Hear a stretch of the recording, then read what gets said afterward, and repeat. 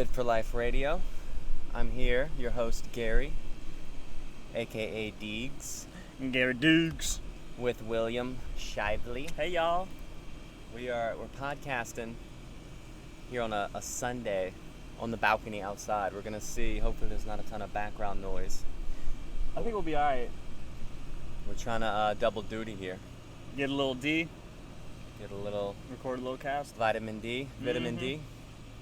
And since here we are, smack dab in the middle of summer. What's today? Sunday? Sunday, July 29th. 29th. So yeah, Damn, right that in the is middle it. of summer. Yeah. Sweating as we do this, we figured this would be a good time to talk about weight fluctuations on the scale that a lot of people see and kind of what causes them. Yeah, and they're a lot more apparent in summer just because we do a lot more. We're a lot more active. Hydration and dehydration are a little more of an issue, so you just see even more in the summer, and a lot of people get a little bit alarmed about it when they see that big fluctuation. Yeah, so in the summer you're going to see them more just because we sweat more. So it's kind of, your body wants to tightly regulate your sodium, so your kind of salt intake, how much you have in your body, along with water and carbs. Those are the big three. So carbohydrates, water, salt are going to affect your kind of daily fluctuations the most. So it's important though to realize that ultimately fat loss and pure fat loss or fat gain, muscle loss, that takes place based off of your total calorie intake in over weeks and months. And it takes place over like a long period of time. So if you're like, oh man, I gained 5 pounds this week, well, you didn't gain 5 pounds of fat because that's really not possible. So a lot of it's just you're holding water, or you have some undigested food or whatever it may be. So that's just not possible to gain that quickly. Yeah. So really you just want to set your mind at ease, and if you are going to be one of those people who weigh every day or check the scale, you have to not get super emotional about it, because the daily fluctuations are going to just be just that, really just water is going to be the main thing, along again with undigested food, maybe you just ate, things like that. So you just have to be aware of it and confident, and then kind of know what you need to do. And for the most part, if you just drink when you're thirsty and salt your food to taste, these things work themselves out. All right? But you have to pay attention to that stuff. Yeah. Like if you're not, and maybe you're just avoiding salt in general, and so you don't get any salt, or you don't pay attention to how much water you drink, or realize that, hey, I just cut a ton of carbs, or I just ate a couple 100 grams of carbs. So that's all going to affect it in some way, whether up or down. So it's just a lot of awareness. Yeah. So let's use a scenario that would happen. Would be Arnie just knocked over a drink. He's hot out here. He's done it 12 times already. Arnie's my dog. He's just messing with me at this point. So he knows there's liquid in there. He just doesn't realize that there's a cap that's stopping him. So, anyways, back to the scenario of how Arnie's weight could fluctuate 4 pounds. Yep. A third of his body weight. So when you throw working out in, so when you eat a carbohydrates are stored as glycogen into your muscle bellies. All right. Now, a lot of people think, oh my God, when I eat carbs, it gets stored as fat. But guess what? That's only if you're in a surplus, right? So your body uses proteins and carbs and fats, and if you consume too many of any of them, the extra gets stored as body fat. Yep. Right? So you don't just instantly eat a carb. And it's just fat. Yeah. It's fat, baby. No, what happens actually is your body prefers to store it into your muscles so that you use it. So when you are strength training, working out, you have a bigger bucket, so to speak. If you think of your muscular system as like a bucket, and then that's where you fill your carbs. So your body full of energy. So the more muscle you have, the more carbs your body can store. And you need that. It's like a readily available source to do some work. Now, so that's a good thing. So if you're working out, you use your muscles, your body stores carbs in your muscles. But with every 1 gram of carbohydrate, your body also stores, I believe, around 4 grams of water.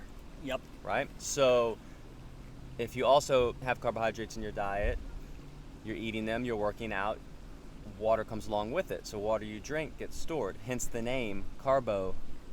Hydrate. Weird. So that's a good thing too. So your body's actually able to store the water into your muscles and you are hydrated.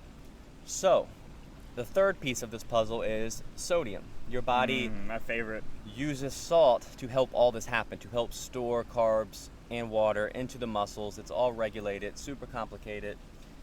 So when you start messing with your salt, like cutting it out completely or just dousing yourself with salt, typically through processed foods, which are very high in salt, then your body kind of gets out of whack, confused, Mess up the balance. and it's a balance. So think of it like what are those things? Teeter tots? Yeah. The little scales? A tater tot. A teeter totter. Not a tater tot, but a teeter tot. Yeah. So yeah, Use you a tot go like that. really low or really high with sodium.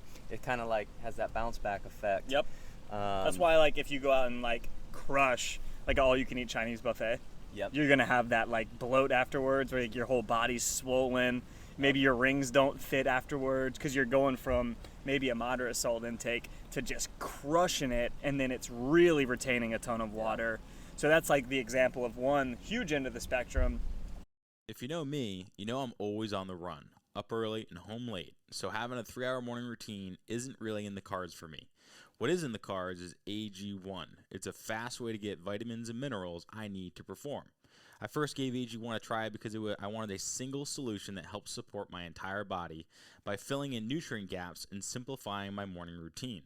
Since drinking AG1 daily, I've always felt strong and energized and ready to attack the day. Not only does AG1 deliver my daily dose of vitamins, minerals, pre- and probiotics, and more, it's a powerful, healthy habit that's also powerfully simple.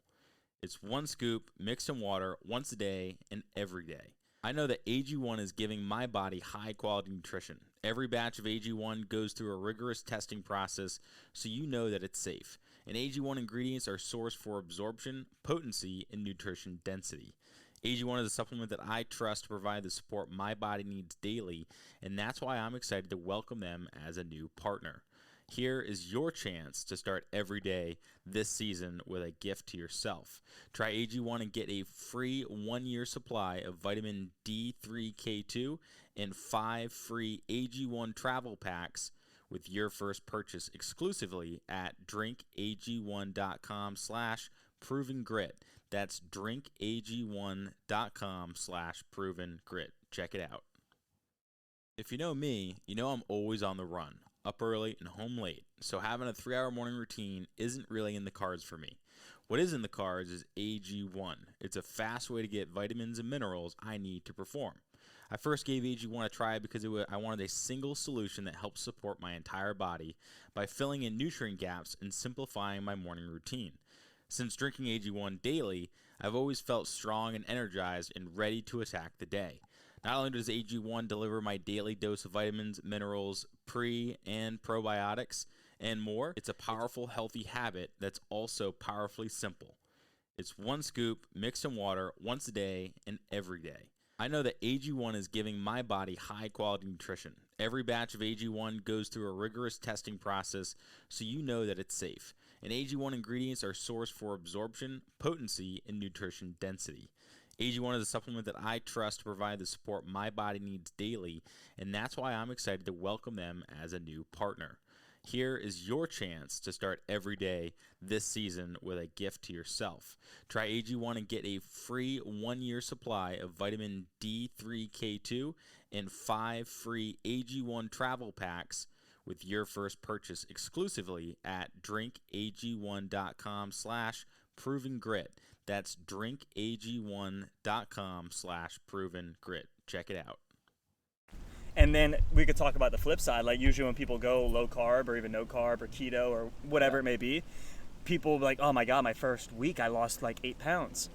Yeah. Well, that was mostly water. Stored carbohydrates, Because- which was carrying the water. Exactly. So you're losing. So you're not storing those carbohydrates anymore because you're not eating very many or any of them. So you're just not having that water that comes along with it. So really that's just your body kind of adjusting to not having carbohydrates rather than, it's not fat loss. Yeah. So that's the other end of the spectrum when you're losing that water versus really retaining it a ton, when you get that good bloat.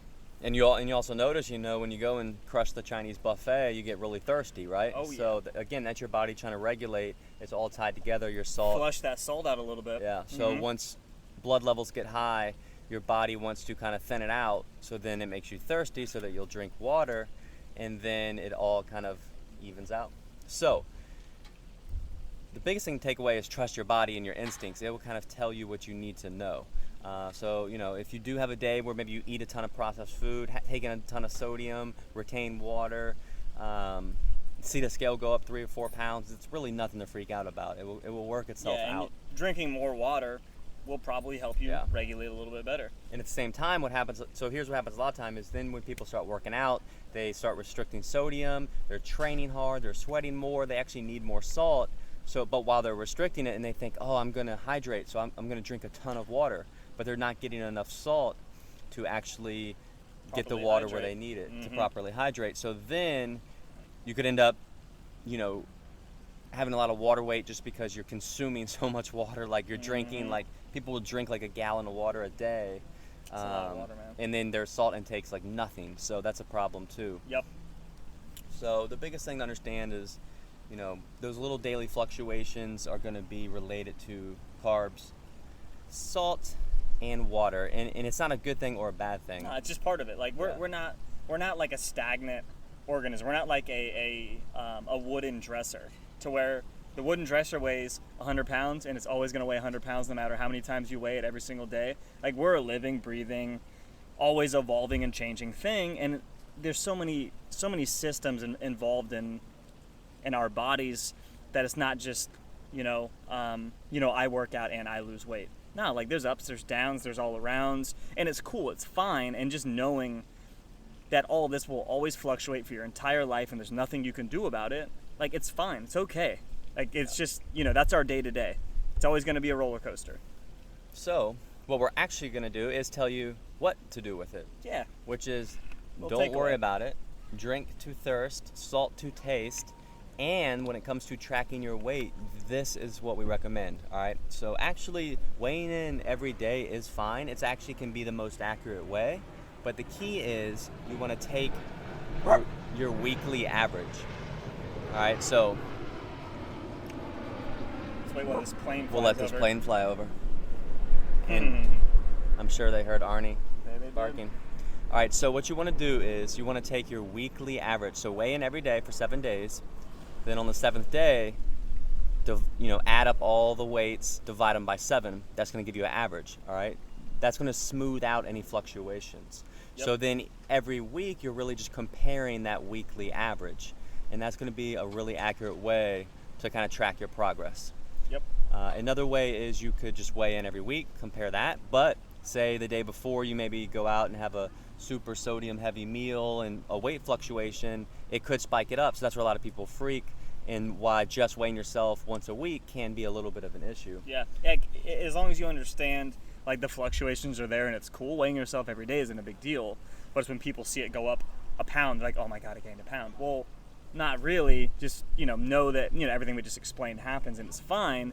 And that trend downwards is all you really need to look at. Yeah. So as long as it's happened over time, then you're cool. Like the day to day is just like, it's minutia. It's just, water here, food there, you got to take a poop, whatever it may be. Yeah. So.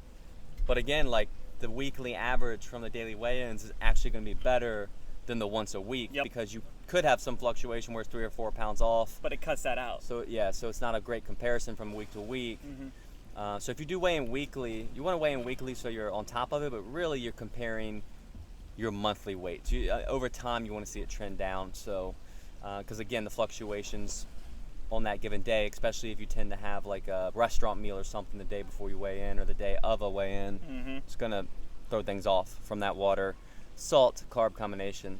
Yeah, and really as long as you're doing, you can't control exactly, how much weight you lose on any given week or day, and there's nothing you can do to absolutely 100% force that to happen. But what we can do is do the things, like the positive things that will get us towards that, right? Like eating the right amount of food, getting enough sleep, things like that. So as long as you're doing, all of your ducks are in a row and you can trust that process, like it'll happen and you just can't stress about it.